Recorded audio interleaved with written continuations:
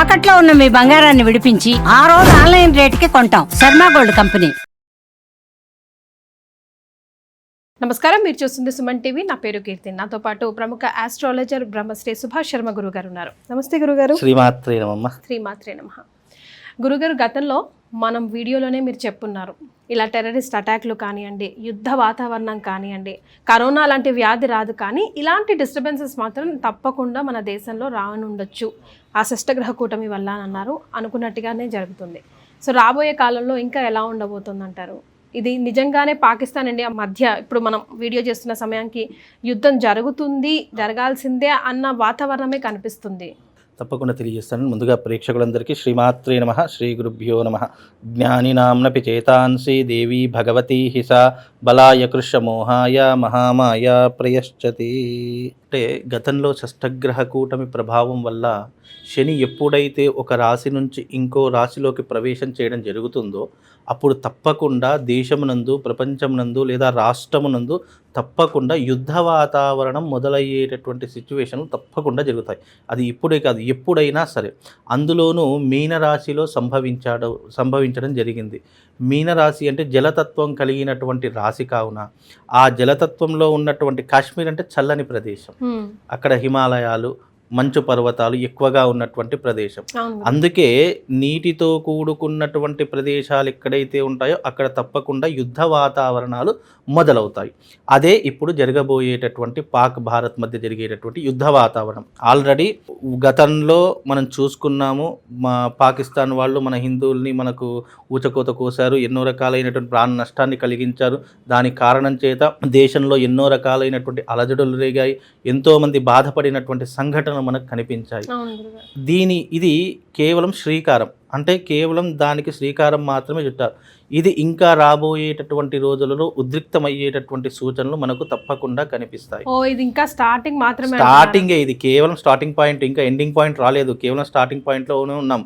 దీని కారణం చేత తప్పకుండా దేశంలో అల్లకల్లోలాలు మొదలవుతాయి, మత విద్వేషాలు మొదలవుతాయి, ప్రాణ నష్టం ఏర్పడుతుంది, జనాల మధ్య వైరం ఏర్పడేటటువంటి సూచనలు కనిపిస్తున్నాయి, జనాలకు ప్రాణ నష్టాలు ఏర్పడుతూ ఉంటాయి, ఎన్నో రకాలైన భీభత్సమైనటువంటి కార్యక్రమాలు. అలాగే రెండు దేశాల మధ్య తప్పకుండా యుద్ధం మొదలవుతుంది.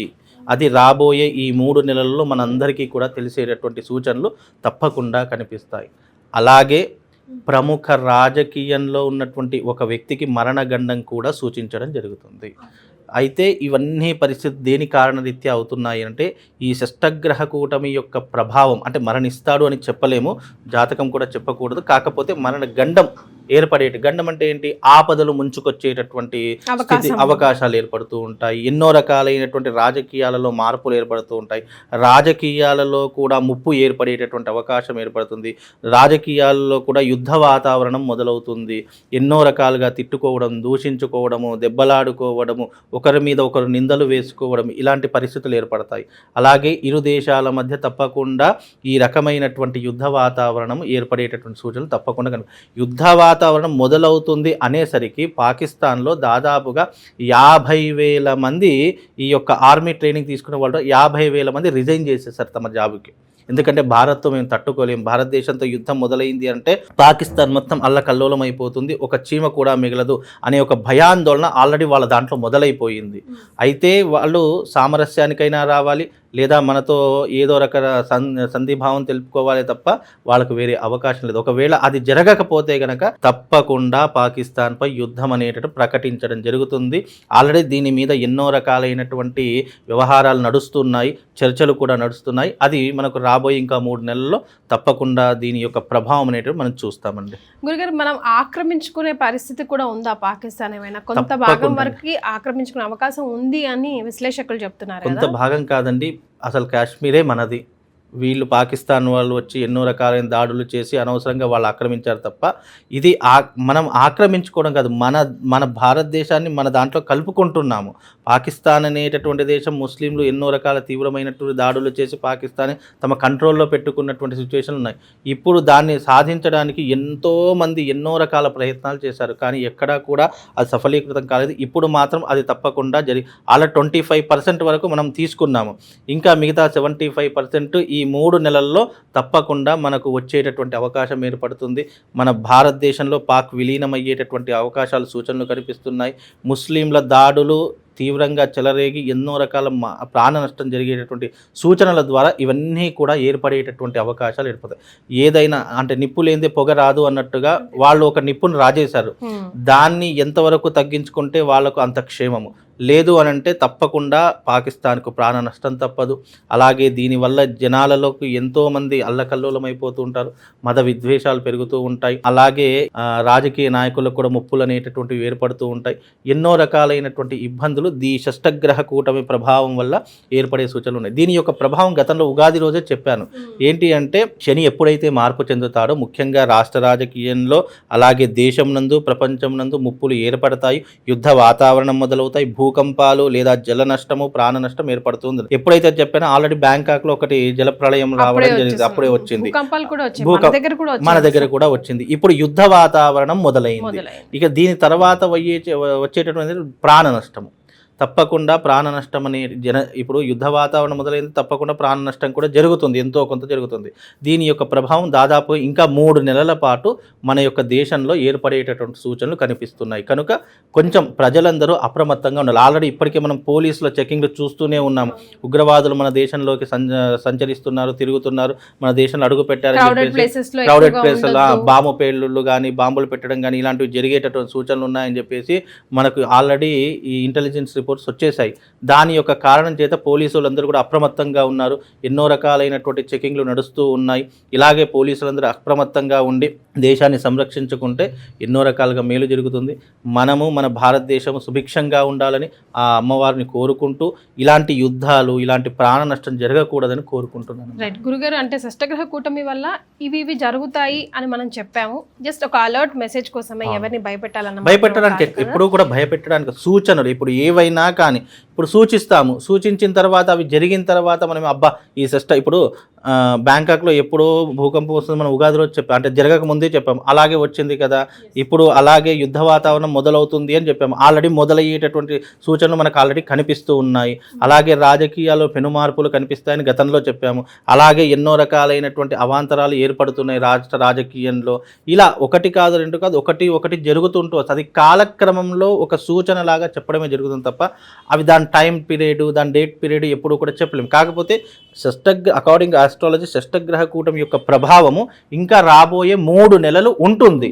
ఈ 3 నెలలలో తప్పకుండా యుద్ధ వాతావరణం మొదలవుతుంది. అది ఎంతవరకు తీసుకెళ్తుందా లేదా అక్కడికే స్టాప్ అయిపోతుందా అనేటటువంటిది ఈ 3 నెలల్లో తెలుస్తుంది తప్ప ఇది భయపెట్టడానికో లేదా ఎవరికో ఏదో ఇబ్బంది పెట్టడానికో కాదు. ఇది కేవలం సూచనాప్రాయంగా ప్రజలందరూ అప్రమత్తంగా ఉండాలి. కొత్త వాళ్ళతో సాన్నిహిత్యం తగ్గించుకోవాలి. ఇప్పుడు కొత్త వాళ్ళ పరిచయాల ద్వారా ఏమవుతుంది, మంచివాడ చెడ్డవాడ తెలియట్లేదు, ఏ మనసులో ఏ దురుద్దేశం పెట్టుకొని వచ్చాడో తెలియట్లేదు. అలాంటి వారితో జాగ్రత్తగా ఉండాలి. అలాగే మనం బయటకు వెళ్ళేటప్పుడు కానీ వచ్చేటప్పుడు కానీ కాస్త జాగ్రత్త తీసుకోవాలి. ఉండాలి. ఇప్పుడు దేశం అంటే అందరూ అలర్ట్ గా ఉంటేనే దేశం సుభిక్షంగా ఉంటుంది. నిమ్మకి నీరెత్తకుండా చేయకుండా అందరు పోలీసులే చూసుకుంటారులే, చట్టం చూసుకుంటుంది అని అనుకుంటే మాత్రము అది మన మూర్ఖత్వం అవుతుంది. తర్వాత బాధపడేది మనమే అవుతాం. కాబట్టి అందరూ సహాయ సహకారంతో ఉండాలి. అందరూ అప్రమత్తంగా ఉంటే కొన్ని గండాలు కొన్ని ఇబ్బందుల నుంచి మనం బయటపడవచ్చు అని చెప్పి దీని యొక్క సూచనాప్రాయంగా తీసుకోవాలండి. సో ఆన్ ది హోల్ మనం అందరం కూడా ప్రతి ఒక్కరి ఇంట్లో కూడా ఇదివరకు కరోనా వచ్చినప్పుడు గంటలు కొట్టుకున్నట్టు అలా ఇలాంటి యుద్ధ వాతావరణం నుంచి బయటపడి ఎక్కువ ప్రాణ నష్టం కాకుండా, యుద్ధం అంటే ప్రాణ నష్టమే కావద్దంటే అది ఇంపాసిబుల్ టాస్క్. సో ఎక్కువ కాకుండా ఎవరికి కూడా ఇబ్బంది కలగకుండా ఉండడానికి మనం ఏదైనా ఆరాధన చేస్తే గానీ లేదంటే ఏదైనా రెమెడీస్ చేస్తూ ఉంటే బాగుంటుంది. ఇప్పుడు అందులో సీజన్ అంతా ప్రయాణం సీజన్ కదా గురుగారు, సమ్మర్ వెకేషన్ కదా, అందరు ఎక్కడికైనా వెళ్ళాలంటేనే భయపడుతున్నారు మొన్న జరిగిన దెబ్బకి. సో మనం ఏమైనా చేసుకోవచ్చు అంటారు ఇంట్లో నుంచి బయలుదేరే ముందు ఏదైనా రెమెడీ ఫాలో అయ్యి బయలుదేరితే అట్లీస్ట్ తిరిగి ఇంటికి క్షేమంగా వస్తాము అన్నట్టు? తప్పకుండా బగళాముఖి అమ్మవారి యొక్క ఆరాధన చాలా విశేషమైనటువంటిది. ఇది శత్రుస్తంభన కలిగించేటటువంటి సాధన. అమ్మవారి యొక్క మంత్రాన్ని కానీ లేదా అమ్మవారి యొక్క ఉపాసన కానీ లేదా అమ్మవారి యొక్క ఆరాధన కానీ చేసుకోవచ్చు. లేదు అని అంటే గనక అమ్మవారికి సంబంధించినటువంటి ఒక మంత్రం చెప్తాను. అది శ్యామల అమ్మవారికి, బగళాముఖి ఉద్రిక్తమైనటువంటి తల్లి, అందుకే శ్యామల అమ్మవారి యొక్క మంత్రం చెప్తాను. మాతా మరక తస్యామ మాతంగి మదశాలిని కుర్యాత్ కటాక్షం కళ్యాణి కదంబ వనవాసిని అనేటటువంటి మంత్రాన్ని చదువుకోవడం ద్వారా ఆ తల్లి యొక్క కటాక్షం మన మీద ఉంటుంది. కుర్యాత్ కళ్యాణం కటాక్షి అంటే ఆ తల్లి యొక్క కటాక్షం పొందడానికి ఈ మంత్రం ఉపయోగపడుతుంది. కనుక దీన్ని ఉచ్చరించడం ద్వారా కొంతవరకు ఉపశమనం కలిగి మనకు ఒక రక్షణ కవచం ఏర్పడుతుంది. నెగిటివ్ ఇంపాక్ట్స్ కానివ్వండి, చెడు సంఘటనలు కానీ మన మీద రాకుండా కొంతవరకు ఉపశమనం కలిగి మనకు రక్షణగా కలుగుతుందమ్మా. రైట్. సో ప్రతి ఒక్కరు కూడా గురుగారు చెప్పిన మంత్రాన్ని డిస్క్రిప్షన్లో కూడా పెట్టిస్తానండి, చూసి ఫాలో అవుతే ప్రతి ఒక్కరు చేంజ్ ఎక్కడి నుంచో వచ్చేది, చేంజ్ మన నుంచి రావాలి. కాబట్టి మనమందరం ఒక సురక్షంగా ఉండడానికి కవచంలాగా యూజ్ అవుతుంది అంటున్నారు. కాబట్టి ప్రస్తుతం ఉన్న కెలామిటీస్ నుంచి బయటపడాలి మనం అందరం అని మనస్ఫూర్తిగా కోరుకుంటుంది సుమన్ టీవీ. చాలా సంతోషం గురుగారు, ధన్యవాదాలు.